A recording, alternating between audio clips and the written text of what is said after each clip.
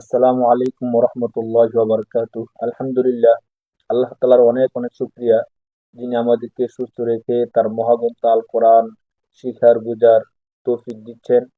সাথে সাথে ধারাবাহিক কোরআন শরীফের সহজ তর্জমা, তাফসির এবং বিশ্লেষণগুলো করার সুযোগ করে দিচ্ছেন। এর জন্য অনেক অনেক শুক্রিয়া। আমরা ধারাবাহিকভাবে সূরা বাকারা নিয়ে আলোচনা করছিলাম। শুরু থেকে আয়াতগুলো নিয়ে আমরা আপনাদের সামনে উপস্থাপন করেছি। সেখানে আল্লাহ তাআলা কি বলছেন, আমাদেরকে কি মেসেজ দিতে চাচ্ছেন, সেটা আমরা বলার চেষ্টা করছি। এই পর্যায়ে এসে আমরা কোরআন শরীফের সূরা বাকারার 26 নম্বর আয়াত নিয়ে আলোচনা করব। আমরা সহজে বোঝার চেষ্টা করব যে আয়াতের মধ্যে আল্লাহ পাক রব্বুল আলামিন আমাদেরকে কি বোঝাতে চাচ্ছেন।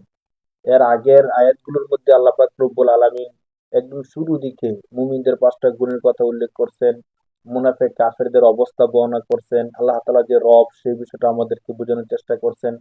কোরআন শরীফ আল্লাহ পাকের পক্ষ থেকে নাজিলকৃত, এটা প্রমাণ সহ আল্লাহ তাআলা দেখিয়েছেন। যারা মানবে তাদের জন্য জান্নাতের সুসংবাদ, যারা মানবে না তাদের জন্য জাহান্নামের কঠিন ভয়াবহ আযাব। এই বিষয়গুলো আল্লাহ তাআলা বিস্তারিত আলোচনা করেছেন, আমরা পূর্বের দরজগুলোর মধ্যে বলেছি। এই আয়াতের মধ্যে এসে আল্লাহ তাআলা গুরুত্বপূর্ণ একটা বিষয় আমাদেরকে বোঝানোর চেষ্টা করেছেন। সত্যিকার অর্থে খুবই চমৎকার একটা মেসেজ আল্লাহ তাআলা এই আয়াতের মাধ্যমে আমাদেরকে দিয়েছেন। এই বিষয়টা বুঝতে হলে, এই আয়াতের মধ্যে আল্লাহ তাআলা কি বলতে চাচ্ছেন সেটা বুঝতে হলে আমাদেরকে কয়েকটা কথা বুঝতে হবে।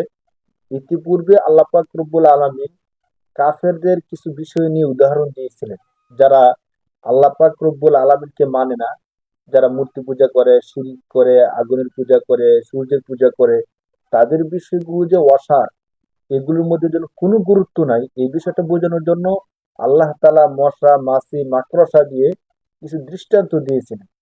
তো এই দৃষ্টান্তগুলো দেওয়ার ফলে যারা কাফের মুনাফিক মুশরিক আছে, তারা প্রপাগান্ডা চালাতে শুরু করে দিল যে আল্লাহ তাআলা এত মহান, তার কিতাবের মধ্যে মশা মাছি মাকড়সার উদাহরণ আসতে পারে? এটা হতে পারে না। আল্লাহ যদি মহান হয়, তাহলে তার কথা কোরআন সেটাও মহান হবে। তো এখানে তো বড় বড় বিষয়ের কথা আসবে, মশার মতো মাকড়সার মতো এই তুচ্ছ জিনিসের উদাহরণ কি আসতে পারে? তো আল্লাহ তাআলা তাদের জবাবে বলতে চাচ্ছিলেন যে তোমরা যে বিষয়টা করতেছো ওই বিষয়টা খুবই তুচ্ছ, তুচ্ছ থেকে আরো তুচ্ছ। অতএব এই তুচ্ছ জিনিসের উদাহরণ সাধারণ তুচ্ছ জিনিস দিয়ে দেওয়াটা যুক্তিযুক্ত। আল্লাহ পাক রব্বুল আলামিন তাদের বিষয়ের দুর্বলতা অসারতা বোঝানোর জন্য 20 নম্বর পারার সূরা আনকাবুত এর 41 নম্বর আয়াতের মধ্যে এসে বলতেছেন যে যারা আল্লাহ তাআলাকে ছাড়া অন্যকে বন্ধু হিসাবে গ্রহণ করেছে, মূর্তিকে, সূর্যকে ইত্যাদিকে বন্ধু রূপে গ্রহণ করেছে, তাদের দৃষ্টান্ত হলো মাকড়সার মতো। আল্লাহ তাআলা বলতেছেন মাসালুল্লাযীনা ইত্তাখাযু মিন দুনিল্লাহ, যারা গ্রহণ করেছে আল্লাহ তাআলা ছাড়া অন্যদেরকে আউলিয়া বন্ধু রূপে, তারা কেমন কামাসালিল আনকাবুত, যেমন মাকড়সা। ইত্তাখাযাত বাইতা, মাকড়সা একটা বাসা বানাইলো, তাদের দৃষ্টান্তটা মাকড়সার বাসার মতো। কেন? ওয়া ইন্না আওহানাল বুয়ুতি লাবাইতুল আনকাবুত, আল্লাহ বলেন পৃথিবীর মধ্যে যত ঘর আছে, এই ঘর সমূহের মধ্যে সবচেয়ে দুর্বল ঘর হলো মাকড়সার ঘর। এটা কেনা দেনে বলেন? আল্লাহ তাআলা সকল মানুষ যে বিষয়টা জানে, আমাদের চোখের সামনে যে বিষয়টা দিনের আলোর মতো স্পষ্ট, ওই বিষয় দিয়ে উদাহরণ দিচ্ছেন। আল্লাহ তাআলা বলতেছেন যেমন একটা মাকড়সা ঘর বানাইলো, আর পৃথিবীর মধ্যে সবচেয়ে দুর্বল ঘর হলো মাকড়সার ঘর। ছোট্ট একটু কিছু হলে অথবা হালকা একটু বাতাস লাগলেই মাকড়সার ঘরগুলো ভেঙে যায়, উড়ে যায়। তো আল্লাহ তাআলা বলতেছেন তারা আল্লাহ তাআলা ছাড়া যাদেরকে বন্ধু রূপে গ্রহণ করেছে, মূর্তি, সূর্য ইত্যাদিকে তারা মহা ক্ষমতাধর ইত্যাদি মনে করে, তারা আল্লাহ ছাড়া তাদেরকে বন্ধু রূপে গ্রহণ করেছে, তারা হলো ওই মাকড়সার ঘরের মতো, যা সামান্যতেই বেঁচে যায়। তাদের এই বিষয়টা তো সামান্য সামান্যতেই ধ্বংস হয়ে যাবে। এই বিষয়টা আল্লাহ তাআলা বলছেন। তো আরো স্পষ্ট করার জন্য আরো চমৎকার করে আল্লাহ পাক রব্বুল আলামিন সূরা হজ 17 নম্বর পারার 20 নম্বর পৃষ্ঠা সূরা হজ এর 73 নম্বর আয়াতের মধ্যে আল্লাহ তাআলা আরেকটা উদাহরণ দিয়েছেন, যা বুঝতে আরো বেশি সহজ। আল্লাহ তাআলা বলেন ইয়া আইয়ুহান নাসু দুরিবা মাসালুন ফাসতামিউ লা, হে মানুষ, আমি তোমাদেরকে একটা উদাহরণ দিতেছি, তোমরা মনোযোগ সহকারে শুনো।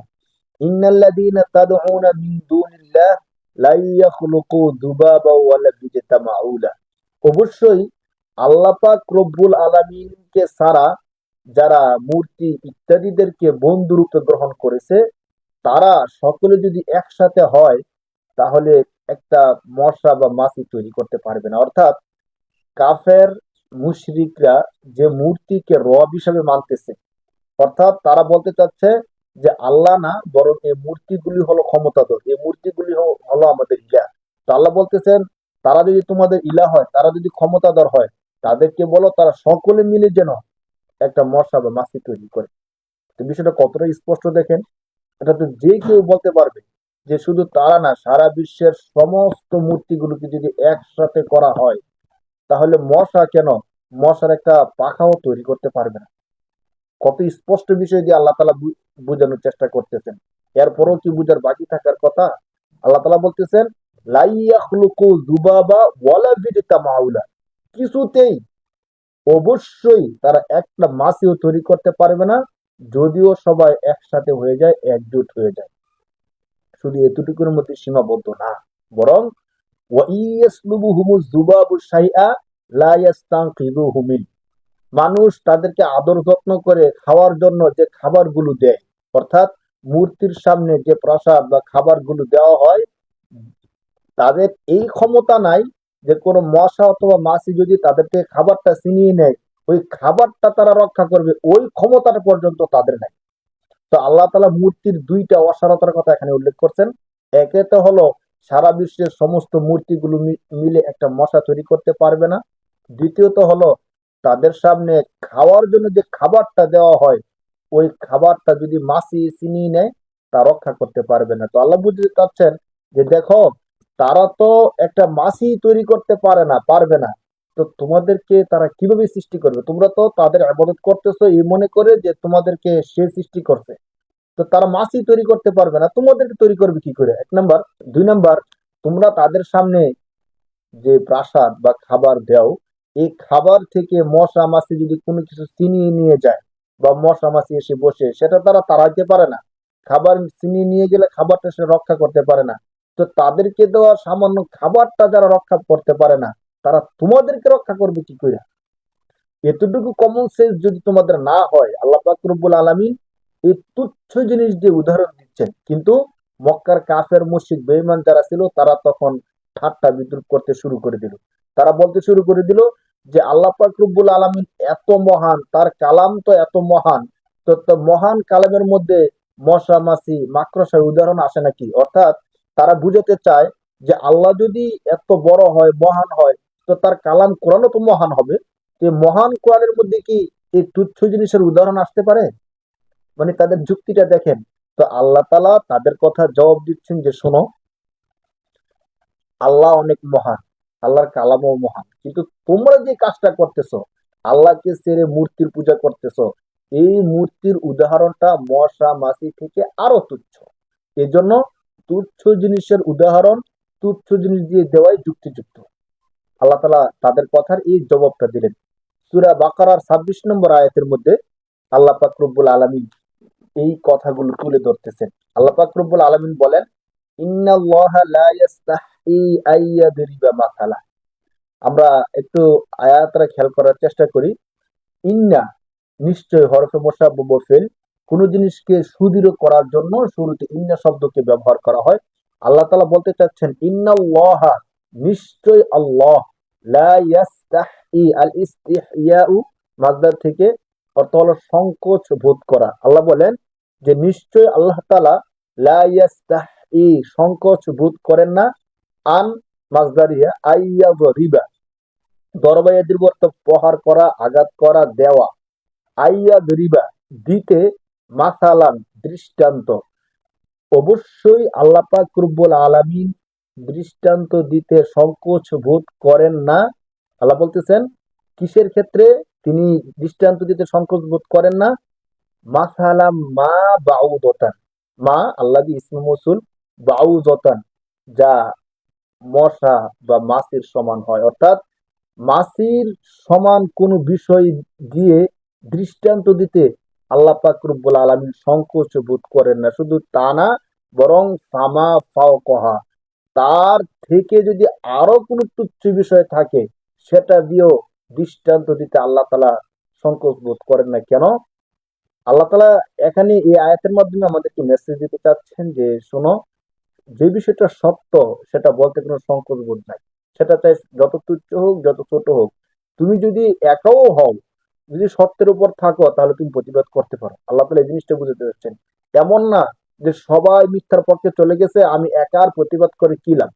অথবা আমি যে বিষয়টা বলবো, এই বিষয়টা সত্য কিন্তু ছোট্ট একটা জিনিস, এই ছোট্ট বিষয়টা বলার দরকার কি? আল্লাহ তাআলা বলতে চাচ্ছেন যে না, ছোট্ট হোক যেমন হোক, যদি সত্য হয়, ন্যায় হয়, তাহলে সেটা বলা যায়। আল্লাহ তাআলা এই আয়াতের মধ্যে এই বিষয়টা বলতেছেন যে ইন্নাল্লাহা লা ইয়াস্তাহি আইয়াযরিবা মাসালাম মা বাউদাতান ফামা ফাওকাহা।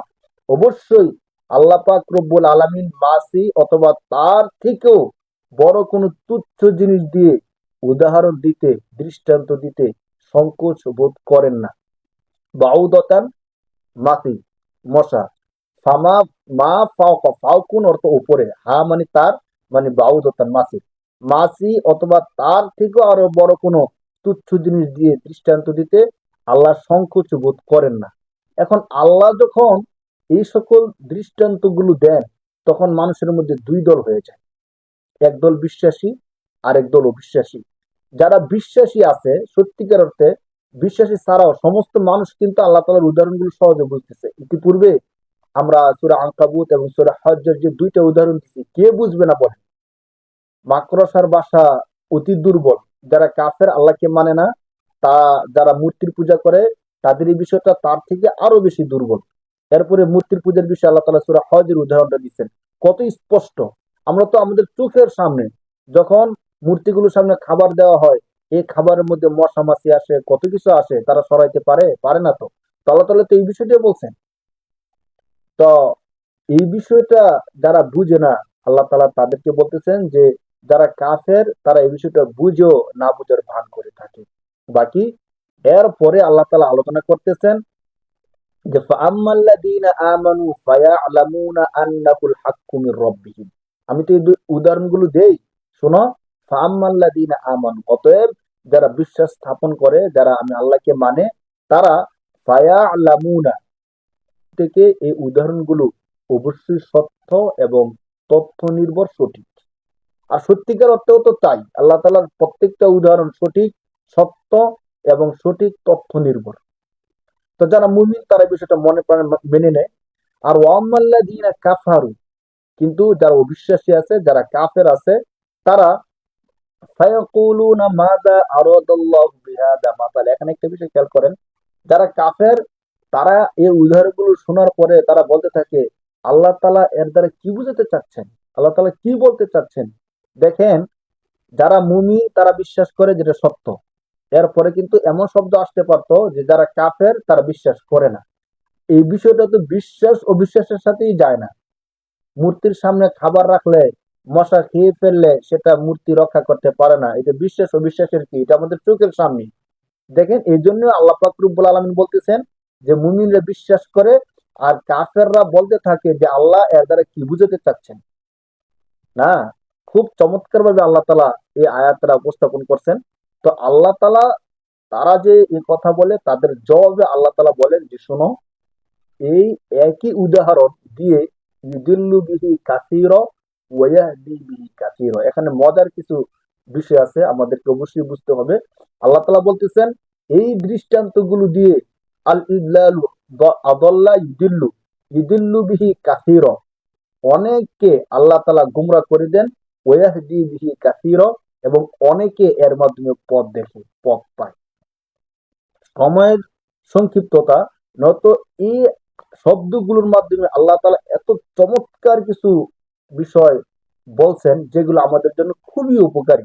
দেখেন, এখানে একটা প্রশ্ন আসে যে একই বিষয়, দৃষ্টান্তগুলো একই বিষয় দিয়ে কিভাবে একজন গুমরা হয় আরেকজন পথ খুঁজে পায়। এর আগে আর কিছু বিষয় আমরা আলোচনা করছিলাম। একটা বিষয় যদি আমরা একটু চিন্তা করি, যে স্বাভাবিকভাবে যখন আগুন জ্বালানো হয়, এই আগুন যখন রান্না বাড়ি করার জন্য ব্যবহার করা হয়, কাজে ব্যবহার করা হয়, তখন অনেক বেশি উপকার বয়ে আনে। কিন্তু আমাদের ঘর বাড়ির মধ্যে যখন আগুন লাগিয়ে দেওয়া হয়, তখন আমাদের জন্য অনেক বেশি ক্ষতির কারণ হয়ে যায়। বিষয় কিন্তু আগুনই। অথবা ধরেন একটা চাকু বা ছুরি, যখন কোনো ফল কাটা হয় বা ভালো কাজে ব্যবহার করা হয় আমাদের জন্য অনেক বেশি হেল্পফুল হয়। আবার এর দ্বারা যখন মানুষকে আঘাত করা হয় তখন অনেক বেশি ক্ষতি হয়। তো অনেক বিষয় এমন আছে যে একই বিষয় কিন্তু একজনের জন্য উপকারী আর একজনের জন্য ক্ষতিকর। ঔষধ, যে রোগী তার জন্য অনেক বেশি উপকার, আর যে সুস্থ মানুষ তার জন্য অপকার। কারণ সুস্থ অবস্থায় অ্যান্টিবায়োটিক ইত্যাদি ওষুধগুলো খেলে আমাদের জন্য উপকার অপকার হয়ে যায়। তো আল্লাহ পাক রব্বুল আলামিন বিষয়টা বলতেছেন যে দেখো, আমি যখন উদাহরণগুলো দেই উদাহরণগুলো তো একদম স্পষ্ট, যে কেউ বুঝার মতো। তো যখন মুমিনরা শুনে তারা বিশ্বাস করে নেয়, তার মাধ্যমে তারা আরো পথ চলতে পায় আলোর মতো। তারা পথ চলতেছিল, আমি যখন উদাহরণ দিলাম তখন তাদের দিলটা আরো শান্ত হয়ে গেল যে হ্যাঁ সত্যি তো বিষয়টা এমন। তখন তারা দিনের কাজ করতে দিনের পথে চলতে তাদের আরো অনেক বেশি সহজ হয়, সহায়ক হয়। আর কাফের মুনাফেক যারা আছে তারা যখন এই উদাহরণগুলো শুনে, তারা তো দেখে যে বিষয়টা সত্য, কিন্তু তারা মনে প্রাণে স্থির করে নেয় যে তারা এই সত্যকে মানবে না। তখন তাদের মধ্যে উদ্ধত পূর্ণ আচরণ চলে আসে, যে আল্লাহ পাক রব্বুল আলামিন এভাবে উদাহরণ দিয়ে দিয়ে বুঝিয়ে দিচ্ছেন আমরা তো এই বিষয়টা মানবো না। তখন এই বিষয়ের সত্য বিষয়টাকে অস্বীকার করতে করতে তাদের মধ্যে গুমরাহিটা আর অনেক বেশি প্রবল হয়ে যায়, উদ্ধতপূর্ণ আচরণ তাদের মধ্যে আরো অনেক বেশি বেড়ে যায়। এই বিষয়টা কি আল্লাহ পাক রব্বুল আলামিন উপস্থাপন করতেছেন এই স্পষ্ট উদাহরণগুলো দিয়ে, ইদুল্লু বিহি কাসীরা ওয়া ইয়াহদি বিহি কাসীরা। আল্লাহ পাক রব্বুল আলামিন এর মাধ্যমে অনেককে গুমরা করেন, ওয়া ইয়াহদি বিহি কাসীরা, অনেকে পথ খুঁজে পায়। তো আমরা বুঝতে পারলাম একই বিষয় যদি আমরা তাকে সঠিক কাজে সঠিকভাবে ব্যবহার করি তাহলে উপকার হতে পারে, আবার যদি বেঠিকভাবে তাকে ব্যবহার করা হয় তখন এর দ্বারা অনেক বেশি অপকার হয়। ঠিক আল্লাহ পাক রব্বুল আলামিন যে স্পষ্ট উদাহরণগুলো দেন, যদি কেউ সত্য বিষয়টাকে সত্য হিসেবে মেনে নেয় তার জন্য অনেক বেশি উপকার, আর যদি না মানে তার অপকার বা কষ্টের কোনো সীমা থাকে না, শেষ থাকে না। তো এখন এই উদাহরণগুলো দিয়ে আল্লাহ তাআলা অনেককে গুমরাহ করেন আর অনেকে পথ খুঁজে পায়। তাহলে কারা পথ খুঁজে পায় আর কারা গুমরাহ হয় এটা কিন্তু আমরা আলোচনার মধ্যে বুঝে ফেলেছি। যারা আল্লাহ পাক রব্বুল আলামিনের সঠিক উদাহরণগুলো সত্য হিসাবে মেনে নেয় তারা পথ খুঁজে পায়, মুমিনরা। আর যারা মানে না, সত্যকে চোখের সামনে দেখার পরও যারা অস্বীকার করে তারা গুমরাহ হয়। আল্লাহ তাআলা বলতেছেন ওয়ামা ইউদিল্লু বিহি, ওয়ামা ইউদিল্লু, গুমরা করা হয় না, ইল্লাল ফাসিকিন, কেবলমাত্র ফাসেক যারা আছে, যারা মুখে বলে এক কাজে আরেক।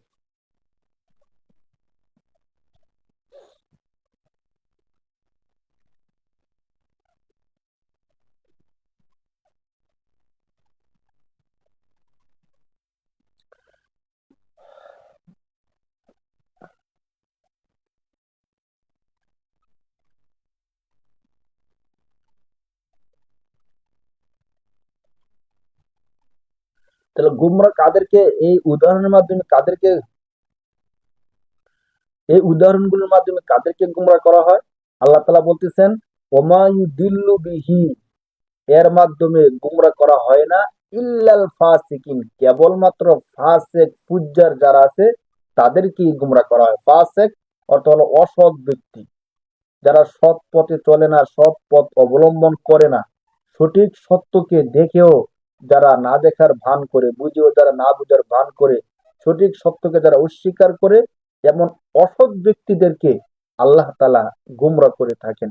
তো একদম সহজ কথায় যদি বলি, আল্লাহ পাক রব্বুল আলামিন সূরা বাকারার এই 26 নম্বর আয়াতের মধ্যে আমাদেরকে বুঝাতে চাইছেন যে আল্লাহ পাক রব্বুল আলামিন তুচ্ছ বিষয়ের উদাহরণ দেন যখন বিষয়টা তুচ্ছ হয়ে থাকে। আর এই তুচ্ছ বিষয়ের উদাহরণ তুচ্ছ বিষয় দিয়ে দিতে আল্লাহ তাআলা সংকোচ বোধ করেন না। যদি সেটা সঠিক হয়, সত্য হয়, সেটা যত তুচ্ছ হোক সেটা উপস্থাপন করা যায়। আর যারা ভালো, যাদের হৃদয় পরিচ্ছন্ন, তারা সত্য সঠিককে মানে। আর যাদের হৃদয় পরিচ্ছন্ন না, যারা অসৎ, তাদের হৃদয় সত্য সঠিককে গ্রহণ করে না, কারণ তারা অঙ্গীকার করার মাধ্যমে তারা তাদের সত্য সঠিকের যোগ্যতাকে তারা হারিয়ে ফেলেছে।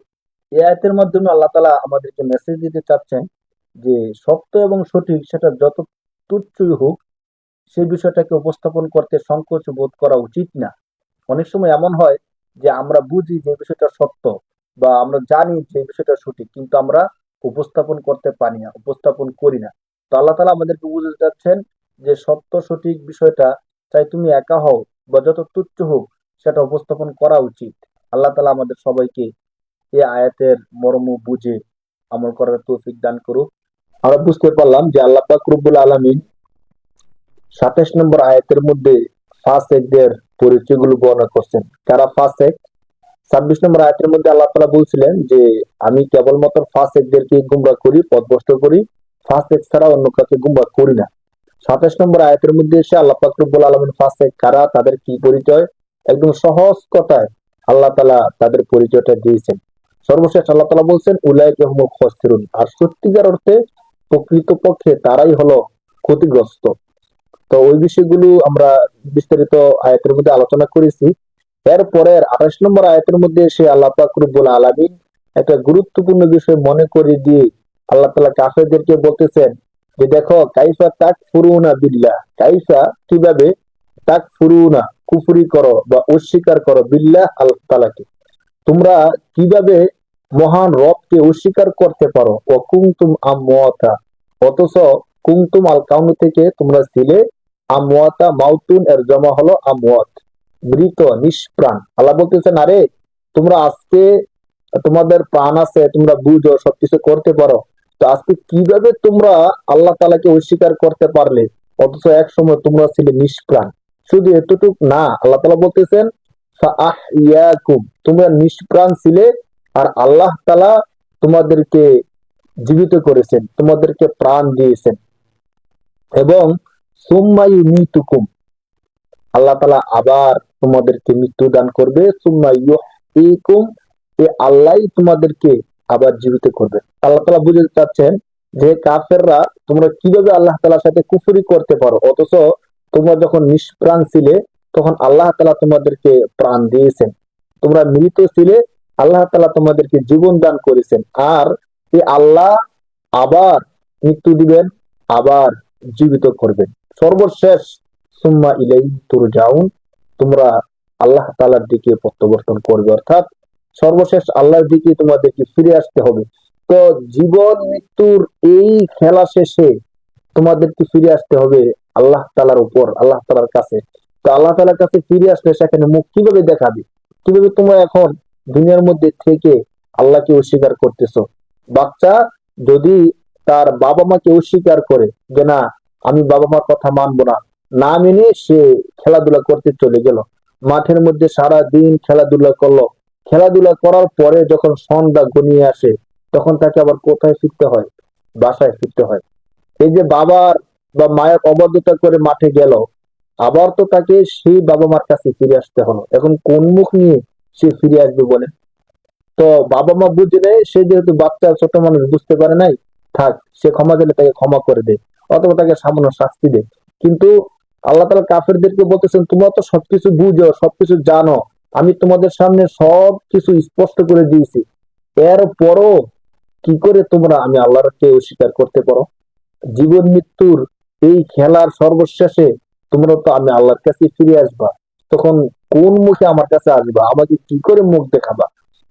এর পরের আয়াতের মধ্যে আল্লাহ পাক রব্বুল আলামিন আরো চমৎকার করে বলতেছেন শোনো, আমি আল্লাহ হুয়াল্লাযী খালাকালাকুম মা ফিল আরদি জামিআ, তোমরা তো এমন সত্যকে অস্বীকার করতেছো, এমন সত্তাকে তোমরা পাশ কাটিয়ে চলার চেষ্টা করতেছো যিনি ভূপৃষ্ঠের সবকিছু তোমাদের জন্য সৃষ্টি করছেন। সুবহানাল্লাহ। আল্লাহ তাআলা বলতেছেন হুয়াল্লাযী, তিনি হলেন ওই সত্তা, হুয়া তিনি, আল্লাযী যিনি, খলাক সৃষ্টি করেছেন, লাকুম তোমাদের জন্য, মা আল্লাযী যা, ফি মধ্যে, আল আরদ ভূপৃষ্ঠ জমিনের মধ্যে।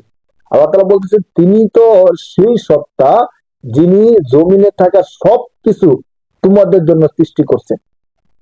তাহলে তোমরা কি করে তাকে অস্বীকার করতে পারো, তার সাথে কুফরি করতে পারো? প্রথম আল্লাহ বললেন যে তিনি তোমাদেরকে, তোমরা নিষ্প্রাণ ছিলা, তোমাদেরকে জীবিত করছেন, এই করছেন। দ্বিতীয়ত আল্লাহ তাআলা বলতেছেন জমিনের সবকিছু তোমাদের জন্য যে আল্লাহ সৃষ্টি করছেন, সে আল্লাহর ইবাদত তোমরা কেন করবা না, কেন তার সাথে তোমরা কুফরি করো? এরপর আল্লাহ তাআলা বলতেছেন যে জমিনের সবকিছু আল্লাহ তোমাদের জন্য সৃষ্টি করছেন, সুম্মা অতঃপর ইস্তাওয়া, আল ইস্তিওয়া ও সোজা হওয়া, মনোযোগী হওয়া, মনোনিবেশ করা। সুম্মা ইস্তাওয়া, আল্লাহ মনোনিবেশ করলেন, ইলাস সামা, আসমানের দিকে, অর্থাৎ আল্লাহ তাআলা আসমান তৈরি করার দিকে মনোনিবেশ করলেন। ফাসাওয়াহুন্না, অতঃপর আল্লাহ তাআলা তাদেরকে তৈরি করলেন, সৃষ্টি করলেন। সাবআ সামাওয়াত, সাবউন অর্থ সাত, সামা, সামাউন আসমান, এর জমা সামাওয়াত আসমান। আল্লাহ তাআলা আসমানের দিকে মনোনিবেশ করলেন এবং আল্লাহ তাআলা সাত আসমান তৈরি করে ফেললেন। আর আল্লাহর তৈরি করতে তো কোনো সময় ক্ষণের দরকার পড়ে না, আল্লাহ যেভাবে ইচ্ছে সেভাবে তৈরি করতে পারেন। ওহুয়া বিকুল্লি শাইইন আলিম, ওয়াও এবং হুয়া, তিনি, বিকুল্লি সকল, শাইউন বস্তুতে, আলিম অবগত, তিনি সকল বস্তু সম্পর্কে সম্যক অবগত, অনেক বেশি অবগত। তো আল্লাহ তাআলা শেষের এই শব্দগুলো কেন আনলেন? শেষের এইগুলোর মাধ্যমে আল্লাহ তাআলা তার ক্ষমতাকে প্রদর্শন করতে চাইলেন যে দেখো, তোমরা মূর্তির ইবাদত করো, মূর্তির কি ক্ষমতা আছে? ভূপৃষ্ঠের সবকিছু আল্লাহ তোমাদের জন্য সৃষ্টি করছেন, শুধু তাই না, সাত আসমান আল্লাহ তৈরি করছেন। অতএব যার এত ক্ষমতা, যিনি তোমাদেরকে সৃষ্টি করছেন, যিনি তোমাদেরকে জীবন দেন, মৃত্যু দেন, উচিত তো হলো তারই ইবাদত করা। তো আল্লাহ পাক রব্বুল আলামিন এই আয়াতগুলোর মধ্যে আমাদেরকে গুরুত্বপূর্ণ মেসেজ দেওয়ার চেষ্টা করেছেন। আমরা যদি এই আয়াতগুলো বুঝি, মনোযোগ সহকারে শুনি, আমল করি, তাহলে আমাদের দুনিয়া ও আখিরাত উভয়টাই খুবই শান্তিময় হবে, খুবই শান্তিময় হবে। তো আমরা বিষয়গুলো বুঝার চেষ্টা করি। সত্যিকার অর্থে কোরআন যদি আল্লাহর পক্ষ থেকে না হতো, একজন মানুষ কি করে এই বিষয়গুলো এত চমৎকার ভাবে বলতে পারে বলেন? মানে সবকিছু মনে রেখে রেখে কোন বিষয়ের পরে কোন বিষয়টা বলতে হবে, কোন বিষয়টা কোথায় সবচেয়ে যুক্তিযুক্ত হবে, একজন মানুষের দ্বারা আদৌ এই বিষয়গুলো সম্ভব না। সত্যিকার অর্থে যিনি আমাদের স্রষ্টা সৃষ্টি করেছেন, তার পক্ষেই কেবল এই বিষয়টা সম্ভব। অতএব আমাদের উচিত হবে নির্দ্বিধায় কোরআনকে বিশ্বাস করে, কোরআনকে মেনে নিয়ে তার প্রতিটা বিষয়ের উপর আমল করা আমাদের দুনিয়ার জীবনকে সুখময় করে তুলবে, আখিরাতের চিরশান্তির জান্নাত আমাদের জন্য নির্ধারিত হয়ে যাবে ইনশাআল্লাহ। আমরা ধারাবাহিকভাবে পরবর্তী আয়াতগুলো নিয়ে কথা বলবো। আল্লাহ তাআলা আমাদেরকে কি বোঝাতে চাচ্ছেন, কি মেসেজ ওই আয়াতগুলোর মাধ্যমে আমাদেরকে দিতে চাচ্ছেন, আমরা ওই বিষয়গুলো তুলে ধরার চেষ্টা করবো ইনশাআল্লাহ। সে পর্যন্ত আমাদের সাথেই থাকবেন। আসসালামু আলাইকুম ওয়া রাহমাতুল্লাহ।